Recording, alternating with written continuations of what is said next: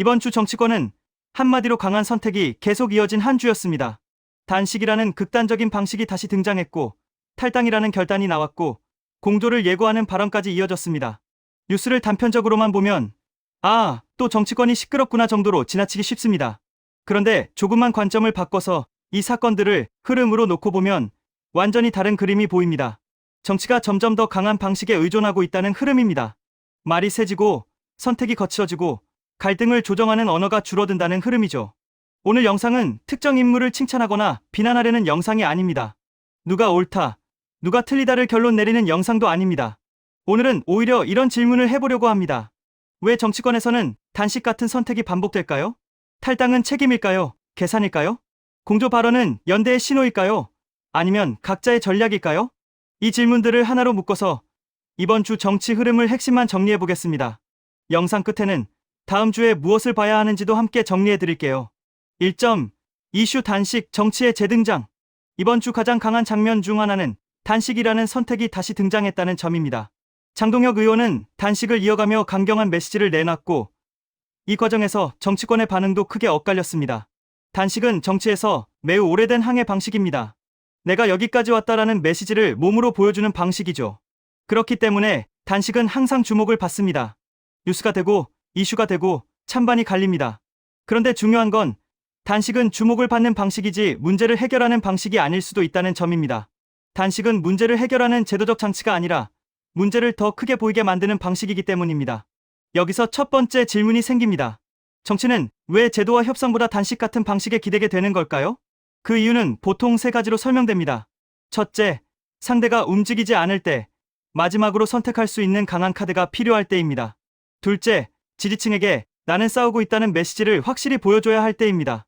셋째, 언론의 주목이 필요한 상황에서 단식은 가장 빠르게 이슈를 만드는 방식이기 때문입니다. 하지만 반대로 단식은 위험도 큽니다. 단식은 지지층 결집에는 도움이 될 수 있지만 중도층에게는 과격하게 느껴질 수 있습니다. 그리고 단식이 길어질수록 피로도가 쌓입니다. 처음에는 응원이 나오다가도 시간이 지나면 또 시작이네라는 반응이 나올 수 있다는 거죠. 단식의 핵심은 결국 프레임입니다. 단식이 절박한 투쟁으로 보이면 결집이 생기고, 단식이 정치적 쇼로 보이면 반감이 생깁니다. 그래서 이 이슈는 결론이 단순하지 않습니다. 단식이라는 선택 자체가 옳다, 그르다로 끝나지 않습니다. 단식이 왜 반복되는지, 단식이 어떤 방식으로 소비되는지, 그리고 단식이 정치에 무엇을 남기는지가 더 중요합니다. 여기서 두 번째 질문으로 넘어가야 합니다. 단식 같은 강한 선택이 정치권에서 반복된다는 건 정치가 타협과 조정의 언어를 잃어가고 있다는 신호일까요? 아니면 갈등이 너무 크기 때문에 강한 방식이 필요해진 걸까요? 이 질문은 다음 이슈인 탈당과 연결됩니다. 2점. 이슈 김병기 탈당. 결국이라는 결단. 이번 주 또 하나의 굵직한 이슈는 김병기 의원의 탈당입니다. 제명 처분 이후 일주일 만에 탈당을 선택했다는 보도가 이어졌죠. 정치에서 탈당은 단순한 소속 변경이 아닙니다. 탈당은 책임으로 읽히기도 하고 계산으로 읽히기도 합니다. 그리고 어느 쪽으로 읽히느냐가 여론을 크게 좌우합니다. 여기서 핵심은 시간입니다. 제명 처분 이후 일주일 만이라는 시간 프레임은 사람들에게 상황이 급박했다, 혹은 정리가 빨랐다는 인상을 줍니다. 이 인상은 곧 해석으로 이어집니다. 어떤 사람은 이렇게 말할 수 있습니다. 당에 부담을 주지 않으려고 스스로 나간 것 아니냐. 이 해석은 책임이라는 프레임입니다. 반대로 어떤 사람은 이렇게 말할 수 있습니다. 제명 전에 나가서 책임을 회피한 것 아니냐. 이 해석은 회피 혹은 계산이라는 프레임입니다. 여기서 중요한 건 우리는 아직 모든 내용을 다 알지 못한다는 점입니다. 정치권의 사건은 보통 당사자의 주장만으로 정리되지 않습니다. 여론, 당의 전략, 지지층의 반응, 언론의 해석이 섞이면서 하나의 흐름을 만듭니다. 그래서 탈당 이슈를 볼 때는 단순히 탈당했다 해서 끝내지 말고 탈당이 만들어낸 효과가 무엇인지를 보는 게 좋습니다. 첫째, 당의 부담은 줄었을까요? 둘째, 여론의 비판은 사라졌을까요? 셋째, 탈당 이후 정치적 행보는 어떤 방향으로 갈까요? 또 하나 중요한 포인트는 탈당은 정치인에게도 리스크라는 점입니다. 당이라는 조직의 보호막이 사라지면 개인의 발언 하나, 행동 하나가 더 크게 평가됩니다. 지지층이 얼마나 남아줄지, 반대층의 비판이 얼마나 거세질지, 모든 걸 개인이 감당해야 하는 구조가 되죠. 이런 상황에서 탈당은 끝이 아니라 시작일 수 있습니다. 탈당이 끝이 아니라 새로운 정치적 국면의 시작이 될 수 있다는 뜻입니다. 그리고 바로 여기서 공조 발언이 등장합니다. 3점. 이슈 이준석 귀국하는 대로 장동혁 찾아 공조 논의. 이번 주 정치 뉴스에서 사람들의 관심을 끈 또 다른 포인트는 이준석 대표의 귀국하는 대로 장동혁을 찾아 공조 방안을 논의하겠다는 발언입니다. 여기서 핵심 단어는 공조입니다.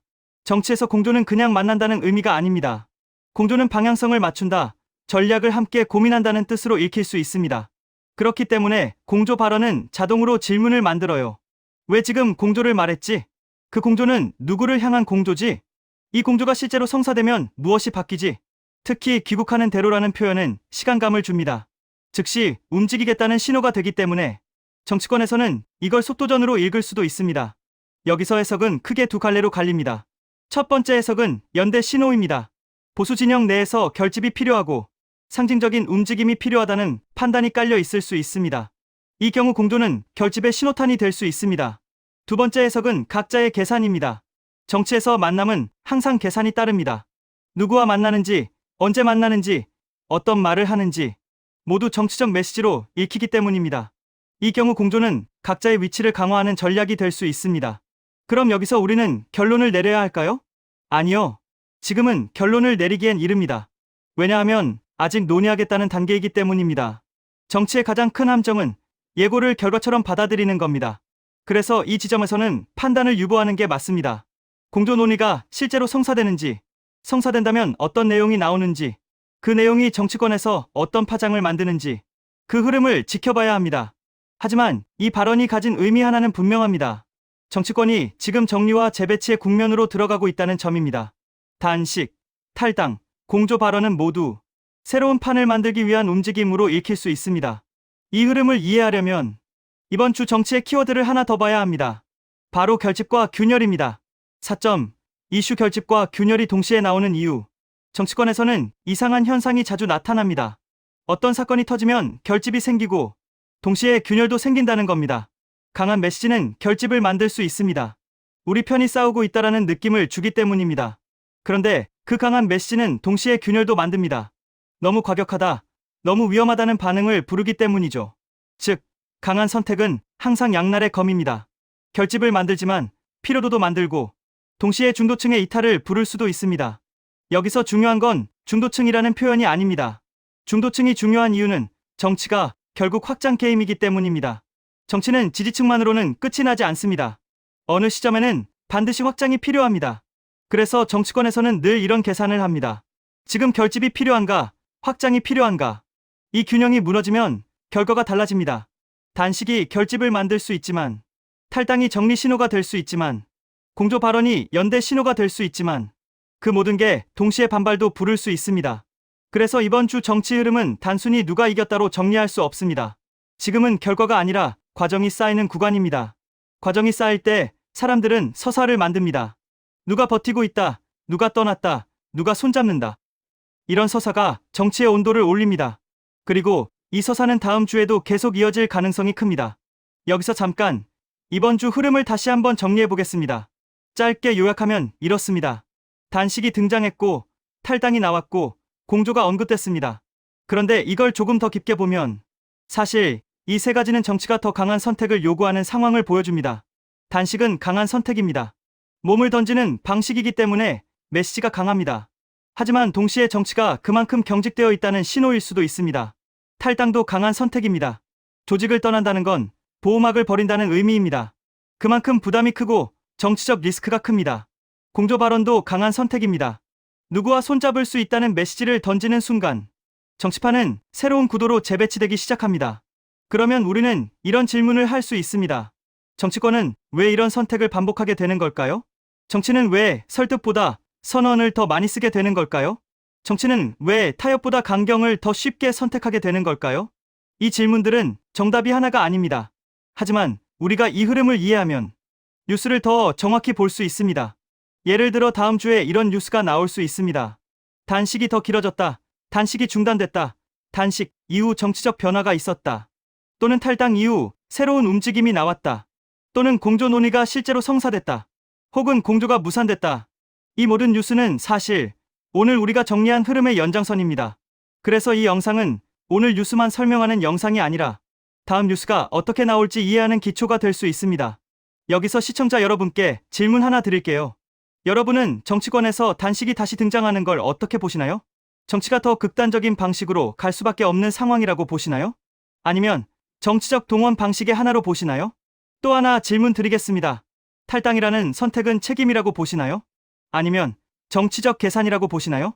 그리고 마지막 질문입니다. 공조 논의는 연대의 신호라고 보시나요? 아니면 각자의 전략이라고 보시나요? 이 질문들이 댓글로 쌓이면 다음 영상에서 그 흐름을 더 정교하게 정리할 수 있습니다. 오늘은 이번 주 정치권의 핵심 흐름을 단식, 탈당, 공조 발언이라는 세 가지 축으로 정리해봤습니다. 다시 말씀드리지만 이 영상은 누군가를 편들기 위한 영상이 아닙니다. 그리고 결론을 단정하기 위한 영상도 아닙니다. 정치 뉴스는 결론보다 과정이 더 중요할 때가 많습니다. 과정이 쌓여서 결국 결과를 만들기 때문입니다. 다음 주에도 중요한 장면들이 이어질 수 있습니다.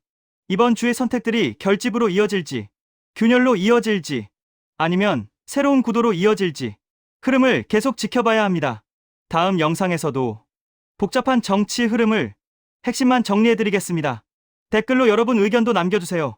여러분 의견이 많을수록 다음 주 흐름을 더 정확히 짚어드릴 수 있습니다.